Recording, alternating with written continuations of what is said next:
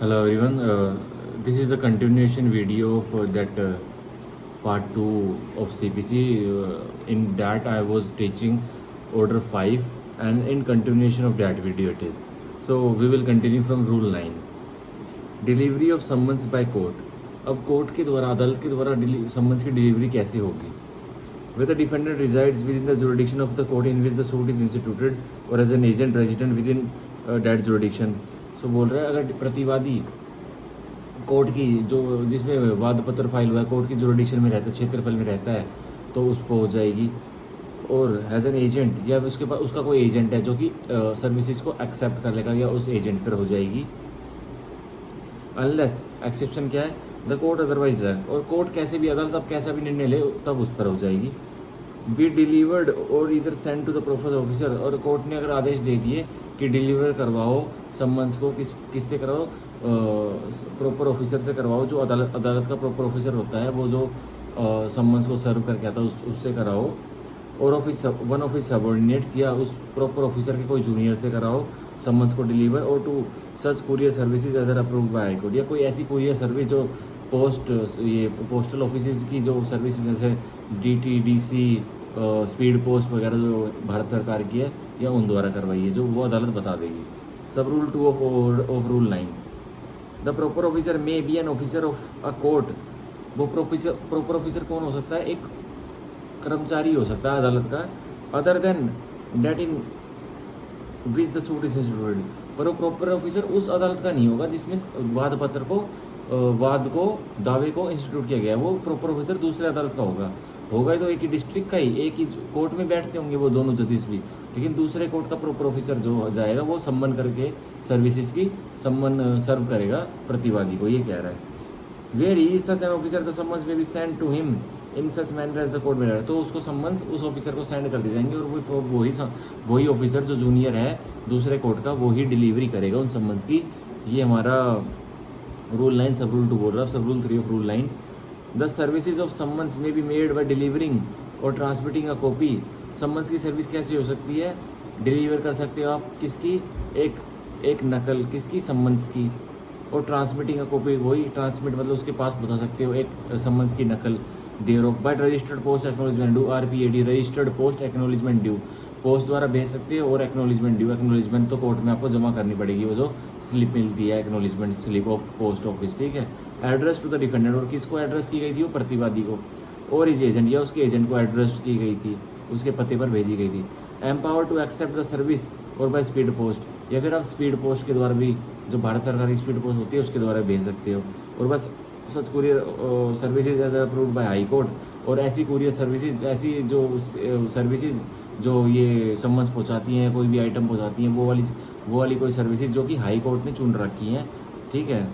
और by the court refer to in sub rule 1, या उस कोर्ट ने चुन रखी जो सब रूल 1 में दे रखा है, ठीक है, जो जिस कोर्ट से सम्मन जा रहे हैं। और by any other means of transmission of documents, क्या कह रहा है? कोई और अदर मीन्स से भी आप भेज सकते हो जिससे दस्तावेज ट्रांसमिट होते हैं, एक व्यक्ति से दूसरे व्यक्ति के पास पहुंचते हैं। जैसे कि फैक्स, मैसेज से फैक्स कर सकते हो आप, फैक्स मशीन पर नंबर डालकर। इलेक्ट्रॉनिक मेल सर्विस, आप ईमेल भी कर सकते हो सम्मन्स को। Provided by the rules made by the high court, और रूल्स उस बारे में किसने बना रखे? हाई कोर्ट ने बनाए हुए हैं कि ईमेल कैसे करोगे और फैक्स कैसे करोगे। अब रूल 9 सब रूल 3 का प्रोवाइजो बोलता है, provided that the service of summons under sub rule shall be made at the expenses of the plaintiff, की सर्विसेज जो सम्मन्स की सर्विसेज होगी उसके खर्चे कौन देगा? वादी देगा, प्लेंटिफ देगा। अब sub rule 4 of rule 9, note with standing anything content in sub rule 1, कह रहा है सब रूल 1 का आप जो पढ़ा है वो साइड में रख दीजिए, भूल जाइए, ये पढ़िए। Where a defendant reside outside the jurisdiction of the court in which the suit is instituted, जहाँ प्रतिवादी कोई और क्षेत्रफल में रहता है, उस अदालत के दूसरे क्षेत्रफल में रहता है जहाँ उस अदालत का क्षेत्रफल नहीं है, किसी ऐसे एरिया में रहता है।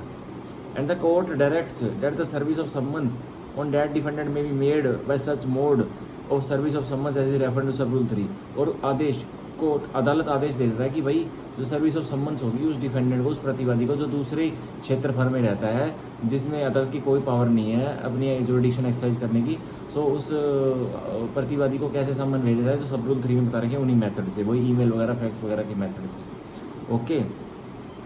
एक्सेप्शन क्या है?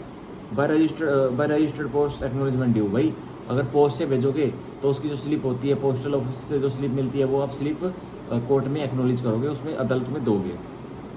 The provision of rule 2 shall not apply, तो ऐसा करोगे RPAD करोगे तो रूल 2 के प्रोविजन अप्लाई नहीं होंगे, ठीक है, ये कह रहा है। अब sub rule 5 of rule 9, when acknowledgement or any other receipt purporting to be signed by the defendant और हिज एजेंट इज रिसीव्ड, जब कोई एक्नोलेजमेंट रिसीव हो जाती है अदालत में, वो पर्ची मिल जाती है जिस पर प्रतिवादी ने या तो हस्ताक्षर कर रखे, उसके एजेंट ने हस्ताक्षर कर रखे, और क्यों कर रखे कि भाई हमें नकल मिल गई है सम्मन्स की। So postal article containing the summons is receive back, और वो पोस्टल आर्टिकल वो पर्ची रिसीव बैक हो जाती है अदालत में। सो बोलता है by the court with an endorsement purporting to have been made by the postal employee, और जो पोस्टल जो डाक खाने का एम्प्लॉय था उसने एक एंडोर्समेंट, उसके पीछे कुछ टेक्स्ट लिखा हुआ है, क्या लिखा हुआ है, और by any person authorise by the courier service, या कोई उस व्यक्ति ने एंडोर्समेंट की है जो कुरियर सर्विसेज का व्यक्ति है। टू डैट इफेक्ट, क्या इफेक्ट निकाला, क्या परिणाम लिखा उसमें एंडोर्समेंट का, द डिफेंडेंट और his agent has refuse to take the delivery, कि प्रतिवादी ने और उसके एजेंट ने मना कर दिया कि हम डिलीवरी सम्मन्स की नहीं ले रहे हैं, तो क्या होगा, ऑफ द पोस्टल आर्टिकल, उस पोस्टल आर्टिकल जिसमें सम्मन्स था, कंटेनिंग द सम्मन्स, और had refuse to accept the summons by any other means, या फिर बिल्कुल डिनाई कर दिया है, मना कर दिया है कि और भी कोई और अन्य मीन्स से आप भिजवा रहे हो हमारे पास, हम नहीं ले रहे।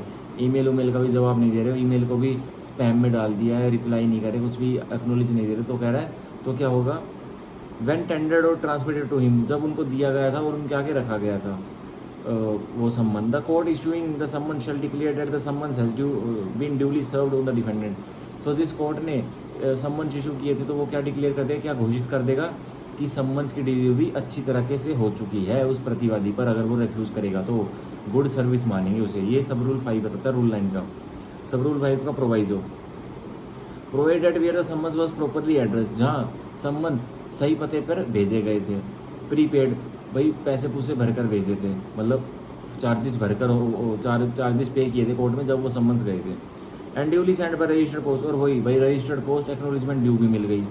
The declaration refer to in this sub rule, तो जो घोषणा देगा वो पोस्टल ऑफिस का एम्प्लॉई या कोई अन्य ऑफिसर पोस्टल सर्विसेज का क्या घोषणा देगा, shall be made note with the fact that the acknowledgement have been lost और मिसलेड, की जो एक्नोलेजमेंट थी ना, जो पर्ची थी वो खो गई है या फिर कहीं मिल नहीं रही है, ऐसी जगह रख दी गई है। सो अगर उसकी घोषणा देगा, और फॉर एनी अदर रीजन है, कोई और कारण है इनके अलावा भी, लॉस्ट और मिसलेड के अलावा भी, has not been received by the court, और वो अदालत में वो जो एक्नोलेजमेंट की स्लिप है ना वो मिली नहीं है, तो कह रहे विद इन 30 डेज, और कब से 30 दिनों के अंदर नहीं मिली है।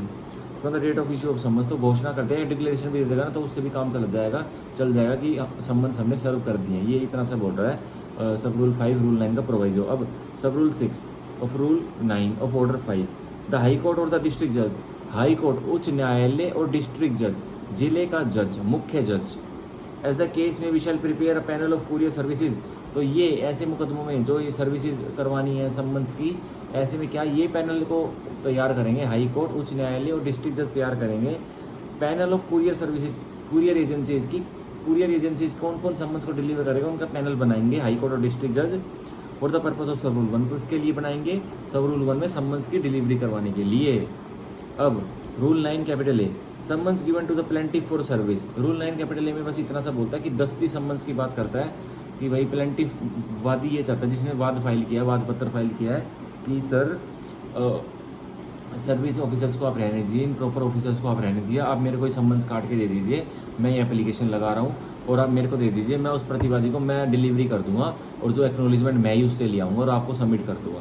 सो 9 कैपिटल ए दस्ती सम्मन्स की बात करता है, ये बहुत ही इंपॉर्टेंट है रूल ऑफ ऑर्डर 5 का, ठीक है। Rule 10 of order 5, mode of service, भाई जरिया का रहेगा सर्विस करवाने का।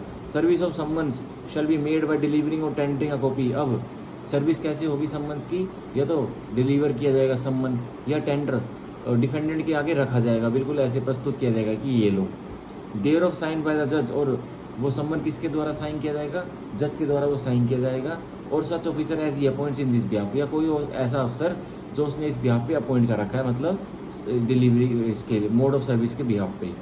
And sealed with the seal of the court, और उस सम्मन्स पे क्या लगेगी, मोहर लगेगी किसकी, अदालत की। Rule 11, service on several defendants, अब बहुत सारे प्रतिवादी है तो उन पर सर्विस कैसे होगी, तो बोल रहा है सेव एज अदरवाइज प्रिस्क्राइब, कह रहा है जहाँ बचा रखा है इस कोर्ट ने वहाँ बचा लेना, वहाँ देख लेना, नहीं तो जनरल रूल ये है। Where there are more defendants than one, जहाँ एक से ज़्यादा प्रतिवादी हैं।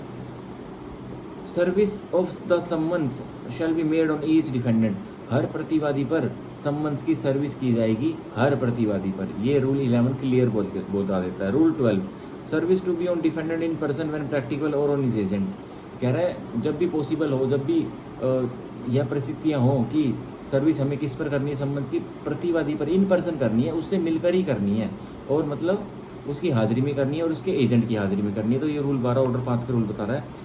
When ever it is practicable, जहाँ कहीं भी मुमकिन हो, service shell be made on the defendant in person, service summons की कैसे की जाएगी, प्रतिवादी पर इन पर्सन, उसके बिल्कुल आमने सामने सर्विंग ऑफिसर खड़ा होगा और उसको सर्विस दी जाएगी सम्मन्स की। अनलेस एक्सेप्शन क्या है, he has an agent empowered to accessory, अगर उसका कोई एजेंट है तो वो तो प्रतिवादी को इन पर्सन सर्विस देने की कोई ज़रूरत नहीं है, उसको एजेंट को दे दो। In which case service on agent shall be sufficient, और ऐसे केस में उसके एजेंट पर जो सर्विस होगी सम्मन्स की, वो बहुत ही उचित मानी जाएगी, सफिशिएंट होगी, संतोषजनक होगी। ये रूल 12 बोलता है।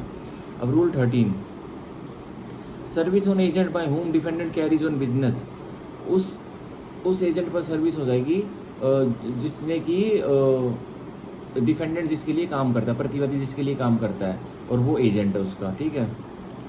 In a suit relating to any business or work against a person who does not reside within the local limits, एक मुकदमा, एक दावा ऐसा डला हुआ है जो किससे डील करता है, सीधा सीधा कि कोई व्यापार के काम काज के ऊपर वो मुकदमा डला हुआ है, ठीक है, और वो व्यक्ति जिसके ऊपर वो मुकदमा डला हुआ प्रतिवादी लोकल लिमिट्स में नहीं रहता है, जो क्षेत्रफल अदालत का। फ्रॉम विच द सम्मन इशू, जिसने सम्मन इशू किए थे। सर्विस ऑन एनी मैनेजर और एजेंट, फिर उस प्रतिवादी के किसी मैनेजर पर या किसी एजेंट पर, वो at the time of service personally carries on business, जो जिस टाइम सर्विस होनी है उस टाइम वो खुद ब खुद वो मैनेजर और एजेंट प्रतिवादी के लिए काम करते हैं, लगे हुए हैं व्यापार करने में। For such person with in such limits, और जो वो उस अदालत के क्षेत्रफल में रहते हैं वो मैनेजर और एजेंट, तो शैल be deemed be good service, तो अच्छी सर्विस मान लेंगे। अगर प्रतिवादी को ना देकर उनके मैनेजर और एजेंट को देती तो अच्छी सर्विस, गुड सर्विस मान लेंगे।